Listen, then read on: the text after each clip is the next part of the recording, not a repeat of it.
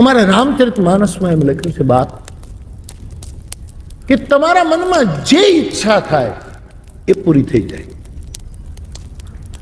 આ બહુ જવાબદારી પૂર્વક બોલું છું સાહેબ. આ કોઈ કોઈ કોઈ ગુમરાહ કરવા માટે પણ જે છે તે છે. કેટલાય મહાપુરુષોના આવા અનુભવ છે. જે માણસે ભગવાન શિવની આરાધના ખૂબ કરી હશે એના મનમાં જે ઈચ્છા હોય મહાદેવ પૂરી કરે. એના મનમાં જે ઈચ્છા હશે એ મહાદેવ પૂરી કરે. એના મનમાં જે ઈચ્છા હશે એ મહાદેવ પૂરી કરે.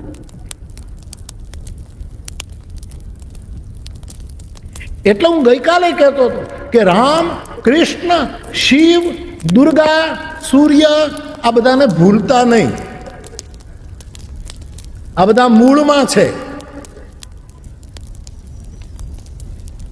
આપણા મૂળ છે. આ જેને શિવને આરાધ્યો હશે જેને મેં એક માનસમાં બહુ જ પ્રતિપાદન થયું છે સાહેબ. મારે તો આને પૂછવાનું હોય હરીફરી.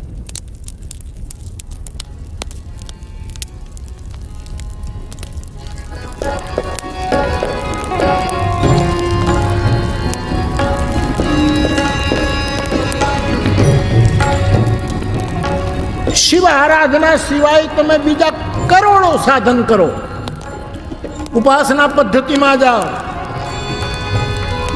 પણ તમારી ને મારી ઈચ્છા પ્રમાણે સામે પરિણામ આવે. આ એક જુદું જ વિજ્ઞાન છે સાહેબ.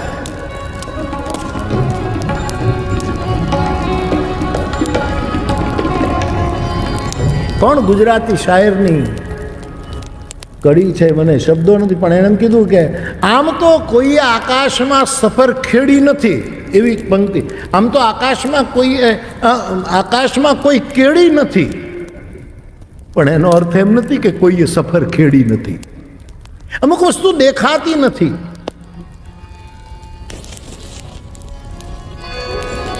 ગુણાતીત શ્રદ્ધાના આ બધા સત્યો છે.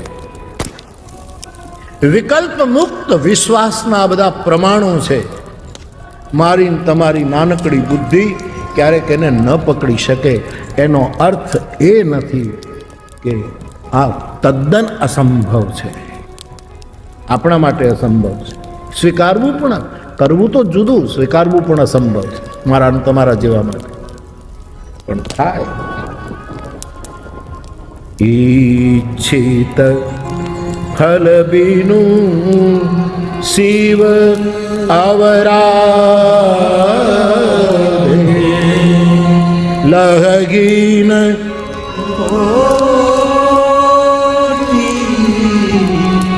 જોગ જપ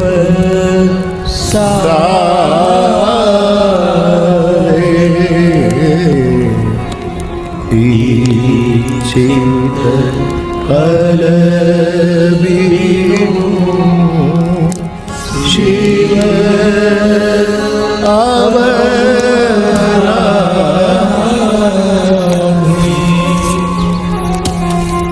રણછોડદાસ બાપુને તો જોયેલા કેટલા, એમને સેવેલા કેટલા આપણી પાસે આજે નજર સામે અને જગતમાં છે.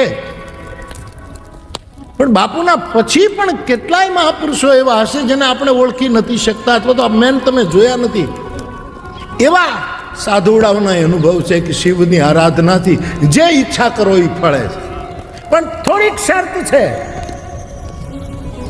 મહાદેવની આરાધના કરે એને ઈચ્છિત વસ્તુ નિર્માણ થાય, પણ ત્રણ જ વસ્તુની શરત એની સાથે લાગે છે સાધુના અનુભવમાં. એક, ઈચ્છા વગર આરાધના કરે તો. બહુ અટપટું છે. ઈચ્છિત ફળ શિવ આરાધનાથી મળે, પણ એ આરાધના કરનારો ઈચ્છા વગર કરે તો. હવે આ સમજવું મુશ્કેલ છે. ઈચ્છિત ફળ મળે, પણ હવે સાધના કરે ઈચ્છા મુક્ત જ હોય તો જ ફળ મળે. પણ એને તો કોઈ ઈચ્છા નથી. તો સાધક જે શિવ આરાધે એને કોઈ ઈચ્છા નથી, પણ એની ઈચ્છા પછી હરી ઈચ્છા બને કે તું નથી ઈચ્છતો પણ તારા થ્રુ મારે આ કરાવે છૂટકો, તારા થ્રુ આ કરાવે છૂટકો. શિવ આરાધના કરનારો ધારે તે જોઈ શકે, અનુભવી શકે, કરી શકે. શરત કોઈ પણ ઈચ્છા વગર શિવને આરાધે તો. એનો અર્થ એમ નથી કે ઈચ્છા રાખીને ના, આપણે તો ઈચ્છા રાખીને જ આરાધના કરતા હોય ને, પણ આ તો એની વાત છે. એવા સદગુરુ અને બુદ્ધ પુરુષોની વાત છે કે જેનું દર્શન ઔષધિ છે. મુખ દેખત પાતક હરે પરસત કરમ બિલાઈ. વચન તુલસીદાસજી લખે, મુખ દેખત પાતક હરે પરસત કરમ બિલાઈ. વચન સુનત મન મોહગત પૂરબ ભાગ મિલાઈ. એક ઈચ્છા રહિત આરાધના કરે. આપણે તો ઈચ્છાથી કરીએ અને એમાં કોઈ ગુનોય નથી, આપણે તો કરીએ સ્વાભાવિક. આપણે શોપિંગ મોલમાં જઈએ તો એમને ફરવા થોડા જઈએ, કંઈક આપણે લેવું છે, શોપિંગ કરવું છે. આ ઘણા એમને ફરી આવે કારણ કે એસી છે. ગરમીના દિવસોમાં એમ આખું કુટુંબને લઈ જાય, ખુરશી ઉપર બેસે, લેવું કાંઈ ન હોય, 2 કલાક આરામથી બપોરના કાઢીને પછી આવે. એ વાત જુદી છે. આપણે તો મહાદેવ પાસે જઈએ તો કાંઈક ને કંઈક આપણે કાંઈ નહીં તો ભક્તિ માંગીએ છીએ, કાંઈ નહીં તો એવું માંગ, પણ કાંઈક તો. એટલે આપણે ત્યાં મહાદેવનું ગીત ગાવામાં માંગણીઓ તો આવી છે, એ તો સ્વીકાર. કાંઈ નહીં તો આવું માંગીએ.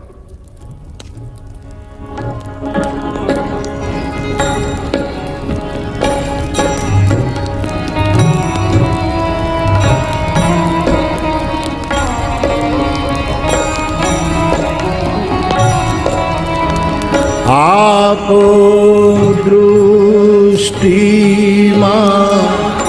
તેજ અનો.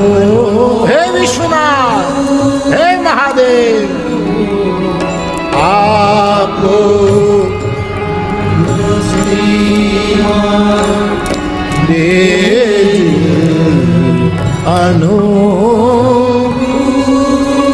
હે મહાકાલ, આજ મહાકાલની કથાનું લોકાર્પણ થયું છે. મહાકાલની પાસે જઈએ તો આપણે શું માંગીએ? આપણે તો ઈચ્છા છે, પણ બહુ સારી ઈચ્છા કરી સાધકે, મારી દ્રષ્ટિમાં એવું અનોખું તેજ આપો. મહાકાલે પૂછ્યું કે તેજથી તું શું કરીશ? કે આખી સૃષ્ટિને શિવ રૂપ જોઉં, આખું જગત મને શિવ રૂપ દેખાય, માટે મને એવી આંખ આપ. દિવ્યમ દદામિ તે ચક્ષુ પશ્ય મે યોગ મહેશ્વર.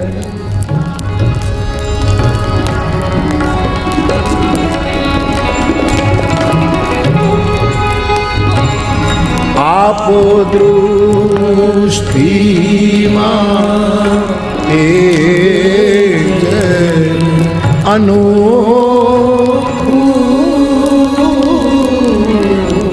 એક વિનંતી કરું સાહેબ, કોઈનો તિરસ્કાર ન કરશો, પણ જે શિવનો અપરાધ કરે એને માં દુર્ગાનો અપરાધ કરે ને, એની પાસે કામ વગેરે બહુ બેહવું નહીં. ઉપેક્ષા નહીં, તિરસ્કાર નહીં, આવે તો આવકાર આપવો, ચા પાણી પીવડાવવા, બધું.